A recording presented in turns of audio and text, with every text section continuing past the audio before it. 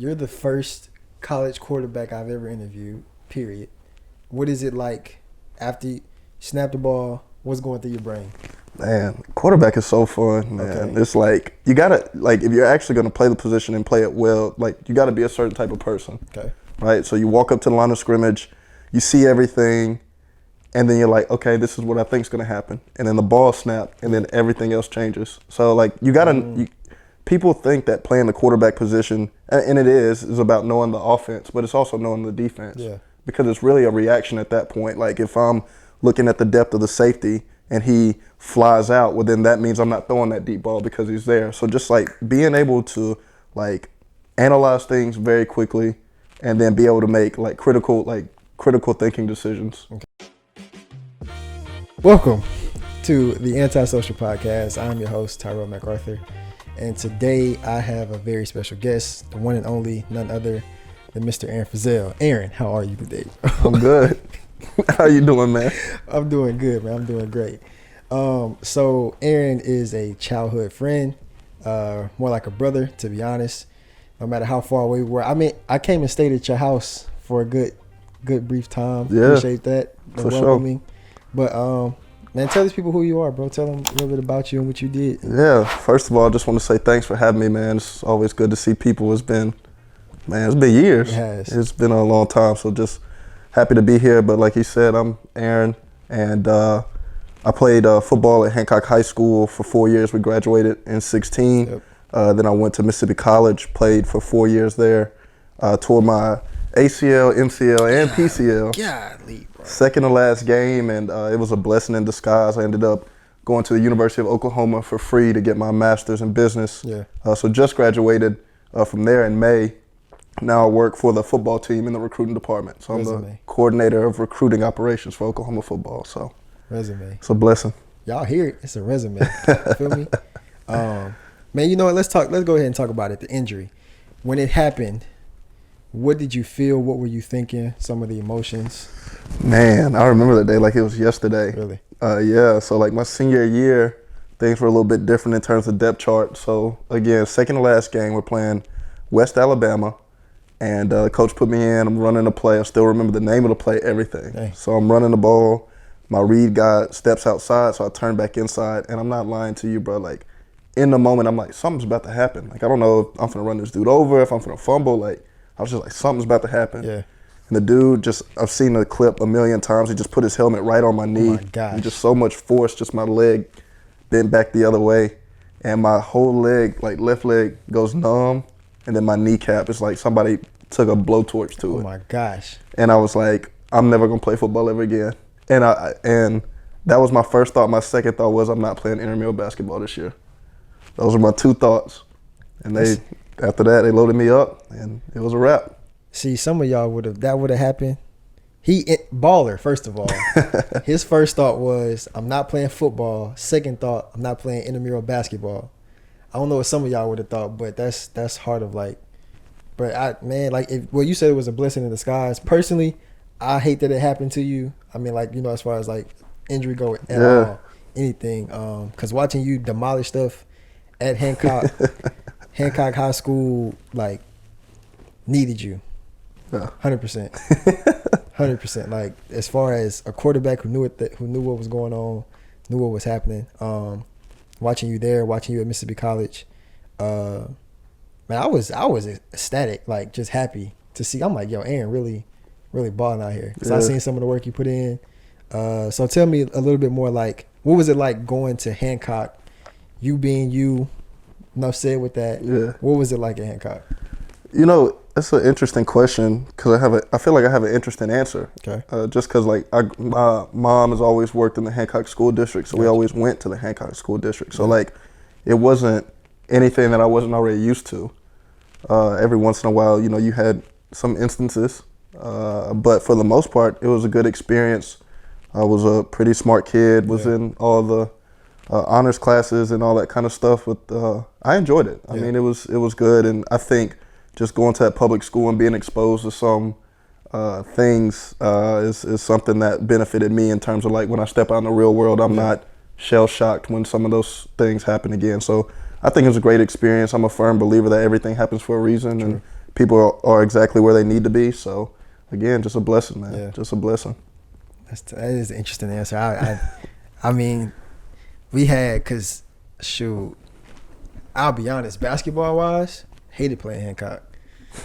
We heard some stuff, man. We was like, yo, like in the stands, it's crazy. Yeah, it was crazy. So I'm like, man, my bro over here, and I'm like, maybe he don't deal with it, maybe he do. So to hear that is yeah. I didn't really deal with it in terms of basketball, and that was I loved playing basketball at Hancock because I wasn't the guy. Okay. Like I only played my senior year. I played to help my recruiting process, and really because my pops. Got you. Like my pops wanted me to play. Yeah. Like I played pickup from freshman year to junior year, and he was kind of just pushed me. I was like, well, this is the last chance I'm gonna have to play organized basketball. True. So I played, and I enjoyed it because there was no pressure. Like when you're the quarterback, like you the guy. You know what I'm saying? Especially in high school, everybody has the narrative of the quarterback is this and that. So when I got on a basketball court, man, I just played free. Yeah. You know, I just played loose, and I enjoyed it.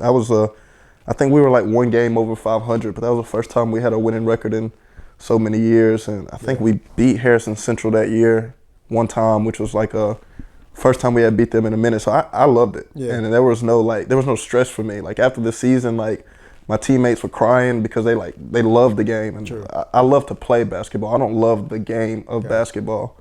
So I thought it was great. I enjoyed it. Yeah. Cool. Yeah, I was chilling. I was cool on it. So like, all right, football wise, are you able to call out a play like right now? Like how elaborate were the plays?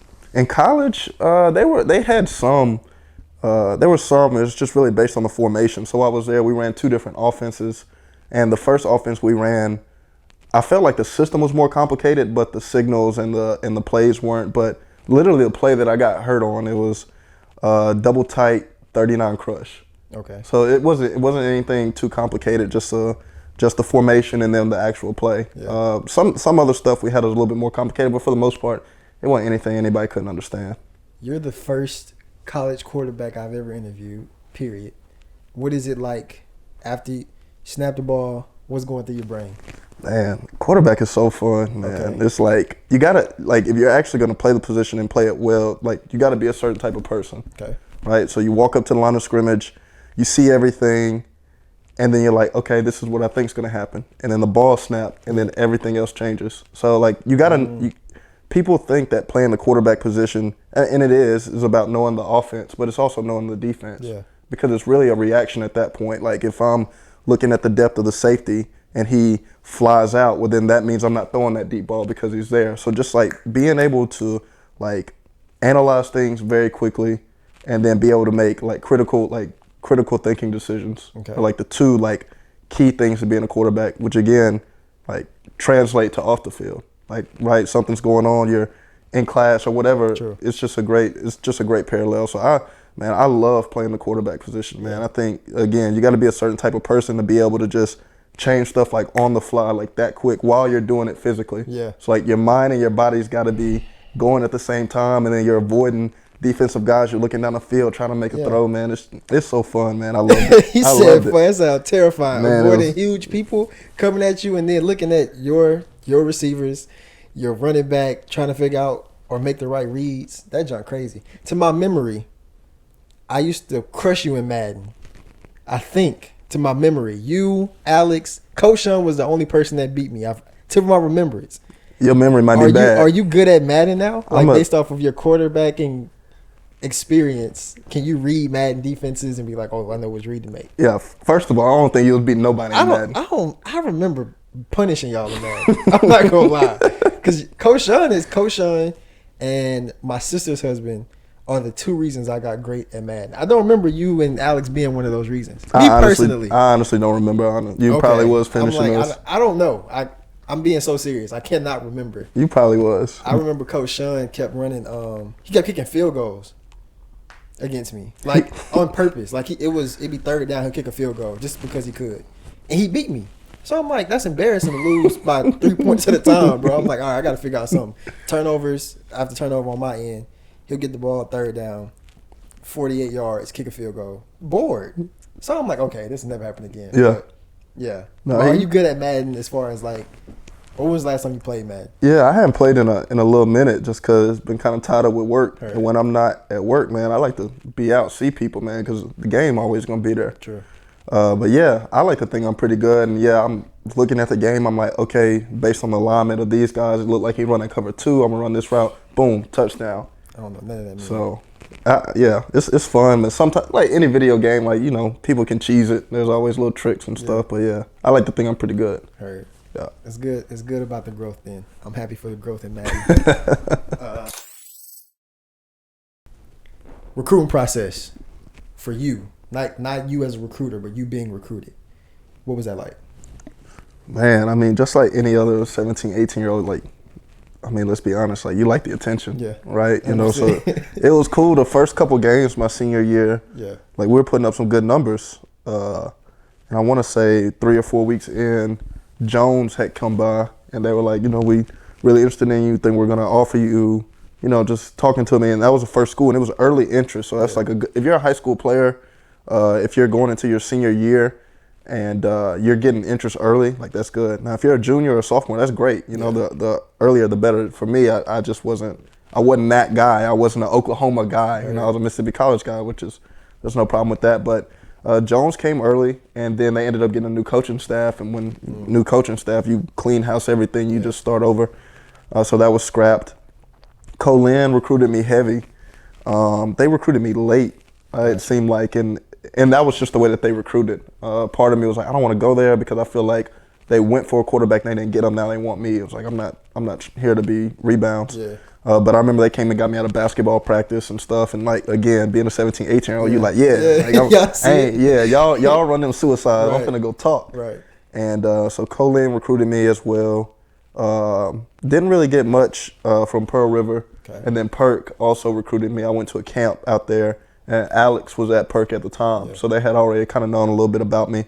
But ultimately, I sat down with my pops, and we were looking at just where I was going to go. And Mississippi College is a university, so he just broke it down like, you can take a gamble, a big gamble, go JUCO, and if you hit, then you're going to go D1 because the Mississippi JUCO football pipeline is tremendous, the best in the country. Wow. No bias, it is if you look at it. Yeah, Mississippi. JUCO is the top of the line, or you can go to this university where you're going to get a credible degree. You're going to be there for 4 years. You're not going to have any debt. And I was just like, I was risk adverse at that point in time, so I went to Mississippi College. And again, I think, people end up where they're supposed to be. I think it was the right decision. So that's what's up. Yeah. That's what's up, man. Shoot, that's. I didn't know that though. I didn't know as far as Mississippi being the best when it comes to the JUCO to D1 pipeline. Yeah, man. If you look at national championships and JUCO football, I would, and I don't know exactly, but I would probably say 60% in the last 10 years have been Mississippi. Wow. And I mean, if you, like the Last Chance U documentary, I mean, that is the epitome of like, that's not just East Mississippi, that's Gulf Coast, that's Pearl River. Like, you got a lot of guys from that conference that are Division I or NFL. Colin was a really great football team when we played basketball up there. Yeah. They were a really good football team at the time, and I don't know if they still are or not now, but at the time they were pretty decent. But yeah, sorry. So Mississippi College quarterback, favorite play, go. Favorite play that you remember, not like in the playbook that happened, like favorite touchdown, hit, whatever. Oh man. We were playing Delta State, so our rival. This was my sophomore year, and our guy that was starting was struggling, so they put me in. Yeah. And we had to play one of my good friends, Nate, who lives in Lacombe, matter of fact. So I get a chance to see him when I come down this way over in Louisiana. I threw him a ball, and he took it for like 70 yards down the sideline, or through the middle of the field. And the next play, we were like on the 2-yard line. I was like, I'm about to score a touchdown. Yeah. And we ran the right play, and I scored. And I remember, I was hot. Boy. I was lit, man. Boy, you couldn't tell me nothing, boy. I thought I was going to be Cam Newton. Yeah. And then we lost. so I got humbled real quick. I came back down off that high. Yeah. But man, that was fun, man. That was an electric environment. My people were there. Yeah.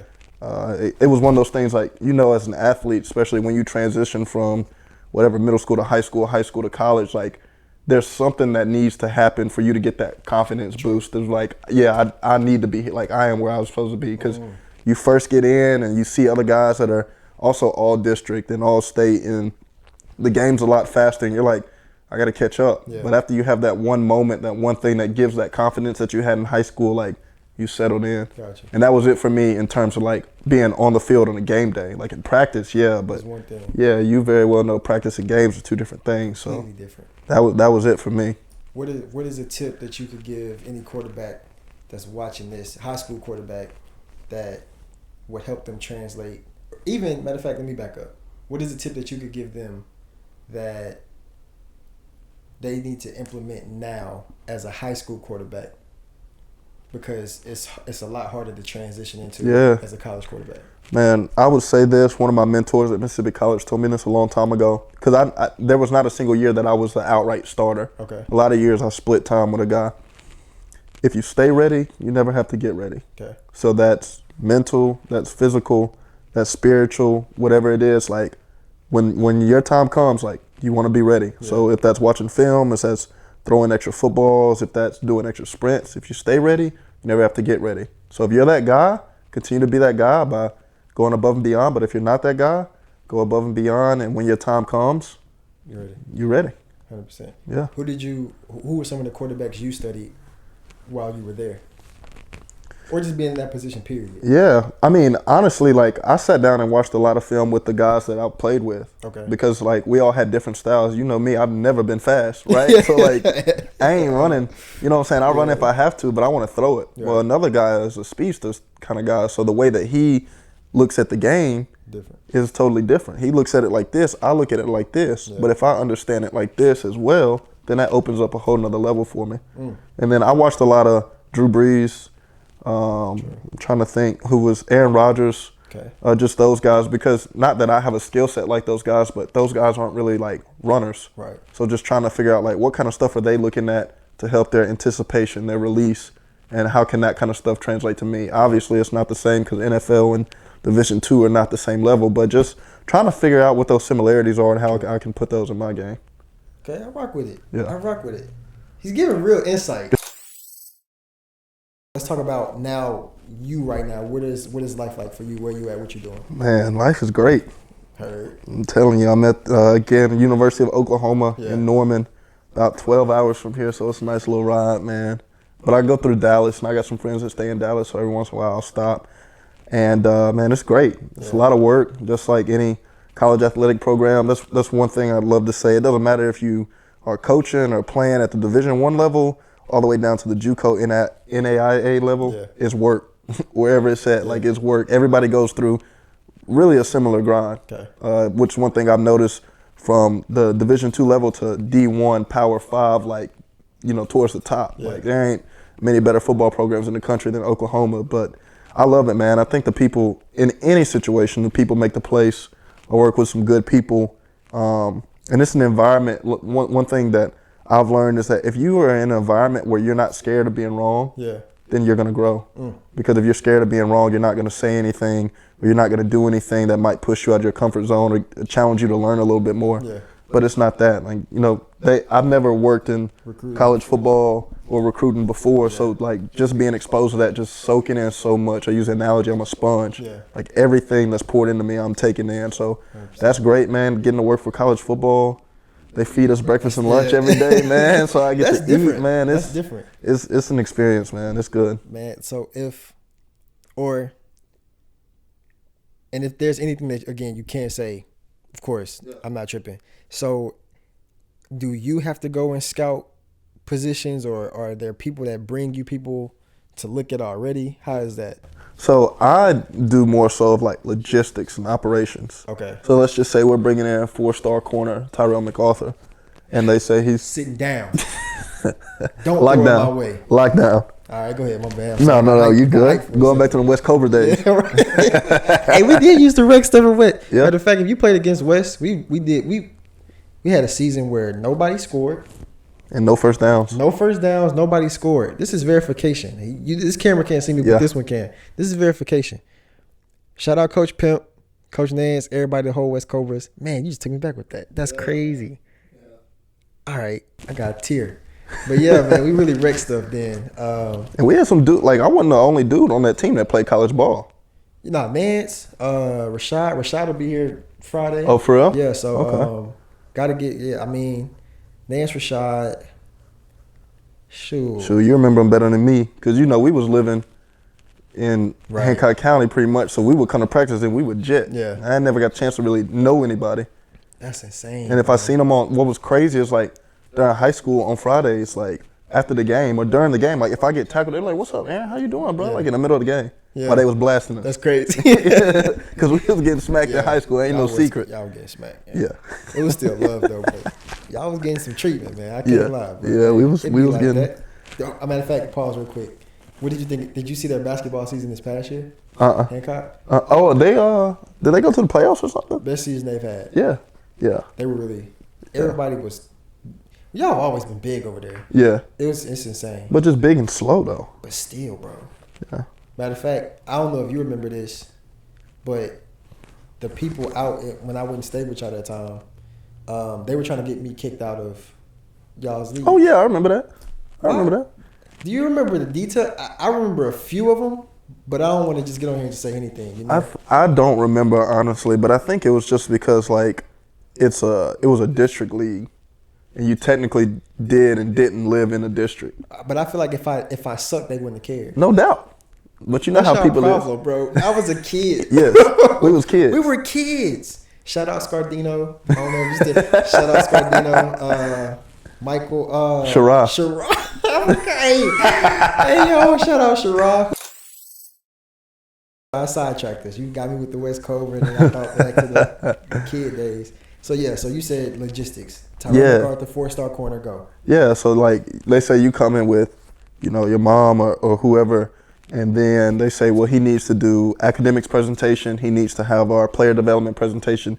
He needs a campus tour. He needs to see the dorm that he might stay in. So a lot of that is me calling, setting that stuff up, little stuff like that. Just like receipts. When our coaches travel, they bring those receipts back. We got to put that in an expense report. I do a lot of that. When our coaches travel, sometimes I'm booking their flights and all that kind of stuff. So just all the behind the scenes stuff that you don't see, which is cool. Yeah. Like, and then I do some, if kids are coming on campus, hey, I might actually host you. Yeah. And I'm the guy that you with all day. You got any questions, let me know, and that kind of stuff. So it's a good mix of like being at my desk, but also being with people, which I really enjoy. I really enjoy the people aspect. So it's a good mix. For people who don't understand like how important behind the scenes stuff is, it's critical to when cameras are on, when it's really showtime, when people have to make sure you're there, make sure things are running right, smoothly. It's like, to me, I really value those people. Yeah. If I'm being honest, like a little bit more, just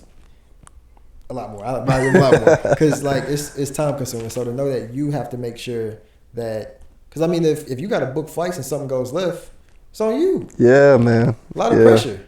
This first like recruiting cycle, our coaches were out a couple months ago, and I mean, you're liable to get a call at any time of the day. Like I've gotten calls at 5 a.m. because they're in different time zones. Like if they're in Tampa, it's 7 o'clock. His flight gets delayed, which means he's not going to get his connecting flight. So I got to get him the next flight out of Tampa back to wherever he needs to go. Or it's 11:30 and the coach lands from the airport and his rental car is not there for some reason. So I got to call rental car companies and try and get him a rental car because he's got to be on the road at 6 a.m. To do stuff. So during travel season, man, ringer stays on, man, stress stays high. But it's just cool to see all the moving pieces, man. Like you said, like behind the scenes, like there's so much that I never thought about that goes into a college football program. Like if you have a dinner, like you got to figure out if you got enough ketchup for everybody. You know what I'm saying? Like that's not something that you think of immediately. You think of, are we having steak? Are we having chicken? Do we got enough plates? Do we have enough silverware? Who's going to cater? How much? All that kind of working out contracts, all that kind of stuff. So it's cool, man. I enjoy it. Aaron told me I was reaching out to him. He said, "Don't call me, I'll call you." I didn't say that. He said, "Don't call me, I'll call you." He talking now. I'm busy, which is like, I'm like, bro, hey, do your thing. It was, and I was like, bro, I love that. It was something, you said something similar, more like, you're a busy guy. And I was like, but I love that to know, like, man, my bro is really not leeching. Yeah. We're really out here growing up, doing what we got to do, working hard. Aaron was in here, saw me stressing, trying to get all this stuff put together. Like, I'm freaking out. Matter of fact, it's 5:42. You got a dinner to go to. At 6:30. Oh, 6:30. Yeah. Well, I mean, still either way, I still want to make sure you straight. But Yeah. yeah. So, but just knowing the behind the scenes stuff that goes into it.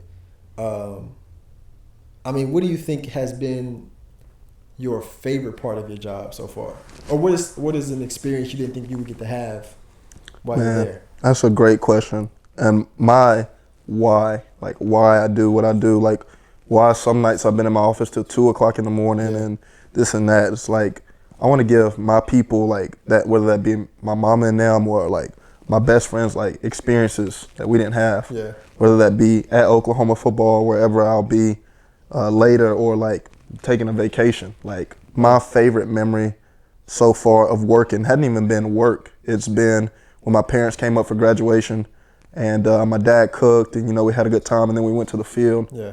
And we were down on the field and my dad is running around like acting like he's a football player. I'm like, dude, like I would work every day from 6 a.m. to 2 a.m. to see that like look on his face or my parents' face, bro. Like that's why I do what I do. Like that's what I love about what I do. Cause growing up, like nobody we knew like was working at Oklahoma or Ole Miss or Mississippi State or anything like that. You know what I'm saying? So like being able to like tell my parents like y'all come to the game. I got 2 comp tickets. Like I can put y'all on the suite level. Like that kind of stuff. Different. I'm telling you, bro. Bro, go ahead, do your thing. I'm telling you, bro. Crazy. It's a blessing, man. That's what I love. Yeah. I love that. And then just in terms of the job, man, just being around the game. Like I was saying earlier, like I don't love the game of basketball, but man, I love the game of football. Like I could do something related to football for the rest of my life. So just being in an environment and then being on the other side. Again, like I was talking about with the quarterback, I had always seen football from this side, being on the field, but now being off the field, like you just see so much more. Yeah. And I think that's symbolic of like growth, like just learning different things about the game that you never thought about. Like who books the hotels when you're playing in away games? For OU, like who's booking the flights? Like how does all that stuff work? Just like expanding my mind, just like learning, growing. That's what it's about. So I love it, man.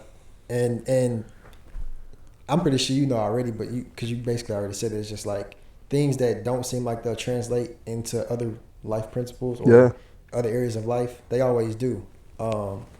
Even doing stuff like this, a lot of this I learned from working at my church. Mm-hmm. So, and there are people who come and volunteer. I'm like, yo, you might not like this right now, but I guarantee you something in here that you do, you're going to use it. Like, we got a camera guy who, like, when he started doing the camera, I don't say he hated it. He did it because he was like, you know, I'm interested in it, fun or whatever. Shoots videos regularly now. Like, matter of fact, one of these cameras is his. One of them. One of these are his. So it's like knowing that you got to play the game, and then you go on the backside of it and be like, oh, here's how the game works in the sense of, that's tight, bro. Yeah. Like you said, we've never had people that we had access to who were in real, do I want to say it like that? Yeah, I do. Real positions. Yeah. Like that could be like, hey, Pops, I got 2 tickets. Y'all come up here. Yeah. Seeing, like you said, seeing the smile on your dad's face. Man. That's insane, bro. That's priceless, bro. The word that I like to use is ineffable. Okay. Ineffable means something that's so great that you can't describe it, which is ironic in the sense because you're describing it by the word ineffable. Yeah. But just an experience or a feeling that's just so good it can't be described. And that's like when I saw that, like granted my mom had a good time too. I ain't singling my mama out. Mama, I ain't holding out on you. Or Alex or Simone, I ain't holding out on none of y'all or my boys. Y'all know who y'all is. But just like my dad, you know my dad, he goofy. 100%. He running down the sideline and stuff like that. Like, man, like that's priceless, bro. Like you can't put a price on that. Like 100%. That's invaluable. Man, one of the things I remember Coach Sean said, and he shocked me to this day, bro. I still tell people this. We were coming home at the time, like I said, I was staying with y'all, and we were coming home, and I said, man, Coach, what we finna eat? He said, bread and water. He got bread and water in there. And I'm laughing. I'm like, all right, I guess we'll figure out when we get there. We get there, man, you walk in the kitchen, and you take the water jug out. You get some bread. I'm like, are they being serious? Are they really finna eat bread and water? And I was like, yo. And I was like, let me just shut up. I'm gonna shut up, eat what they tell me to eat. But I think we ended up eating something for real that night. Yeah. But I don't know if it was a joke or something, but you did it. And I'm like, what is this? It probably was something. You know, he goofy, man. He's goofy. Something. But I was like, man, I was scared. I ain't gonna lie. I was like, maybe I need to go back home. I'm scared. Bread and water. But yeah, even all those times, bro. Those times going down playing basketball, whether it was in your driveway or down the way. We used to play 1-on-1 Yeah. to 100 by ones in our driveway. It's a different type of grind when you really want it. Free throws, we did all that. That All stuff was so that. fun. The 1-on-1 and 100 was crazy. And I didn't even get good at basketball. He was the one that was good at basketball. I was decent at basketball at the time. But knowing that, because y'all had fun with it, though. Yeah. Y'all had a lot of fun with it. We used to invite a whole bunch of people over and stuff, too, man. Yeah, it was a good time. It used to get real, too. Oh, yeah. It used to get real. People used to be upset. I remember me and Butler went at it one time. He was a character, man, at the time. Yeah, he's been growing up a lot. That's what's up. Yeah, we've all grown up a lot, but there were some egos in the room. 100%. It helped though. It helped. Yeah. It really did help. Like nowadays, I don't think people are like really. Even some of the kids that I've talked to or record or whatever, it's like we go in the gym and their instant thing is like, let's play 5-on-5. I'm like, no, it could be 12 of us. We're playing 21. Yeah. Yeah. We're not passing the ball. I don't feel like passing the ball. Right? Yeah. Let's just play 21. Let's get better. But it's like instantly 5-on-5. Yeah. And then they don't pass it. It's like it's pointless. But anyway, just going back to those kid days and seeing, you know what I'm saying, how far you've come and where you're still going. Like, it's different, bro. I'm serious. Amongst all of us, I don't know how to really put it. It's tight to see you at a university where it's like, for one, it's credible, right? It's official, top of the line. I'm just like, yo, Aaron in Oklahoma, bro. That's crazy, man. bro. Not saying I was selling you short or anything. No, I know what you're saying. It's like, yo, that's tight. We're my friend in Oklahoma. I had the same like reality hit me. We had a big staff meeting, and this is everybody, like head coach, Coach Venables, all the assistant coaches, and one of our assistant coaches is DeMarco Murray, who played for the Cowboys for a long time. Okay. And so we're all in the staff meeting. We're just sitting there, and I'm like I'm in a room with these people. Yeah. These are like high profile people. Like Jeff Lebby, our offensive coordinator, like one of the best offensive coordinators in the country. Like Coach Venables, like was the defense coordinator at Clemson for so long, and just like this narrative about him. It's just like people know who these people are, and I'm like, I'm just a kid from Diamond Head, Mississippi, right, the Mississippi Gulf Coast, who went to Mississippi College, small Division II school. Yeah. And like I'm in this room like having conversations with these people. And I was like, what's up? Do you freak out? Like, do you be like, man, like, can you like superstar effect type stuff, or is it?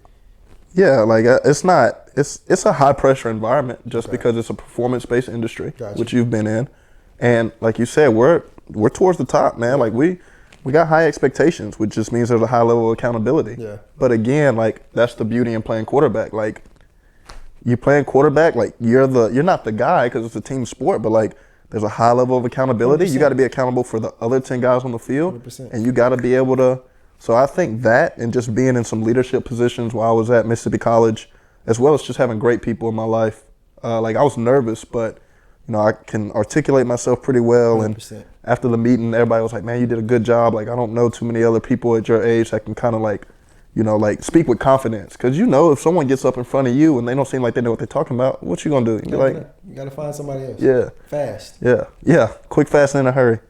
So it's just a blessing, man. I've had so many good people in my life that have just helped mold me. Mom and dad have been the best. Like, just man, it's like nowadays, like the stuff that happened when we were kids, like you don't understand why it happened. Your mama took your game away, or my daddy whooped my behind. Like you didn't understand it now, but when I first got into college and I was like, you know, hanging around with some people. Just trying to find my way in terms of stuff, and I was like, man, my mom and daddy would like, they wouldn't be having that, and then it kind of like hit me one day. I was like my mom and daddy instilled that stuff in me now, so I go out on my own, I make smart, rational decisions, and that's part of the reason that I'm here now, man. It's beautiful, man. It's beautiful. To parents. No doubt. 2-parent household is important. No doubt. Family. How's Alex? How's Simone? Yeah, Simone's good. She's in Charleston right now visiting a friend. She goes to school at Georgetown in D.C. Georgetown. Yeah. How old is she? Simone's 20. Whoa, 20. Whoa. Yeah. You ahead of yourself. That's what I said. 20? She's 21. She'll be 22 August 12th. She was that younger than like. She's only 2 years. Only 2 years. Bro, I could have swore she was like 4 No. when we were No. when we were like 12 or something. No. We're all 2 years apart. That's crazy. Yeah.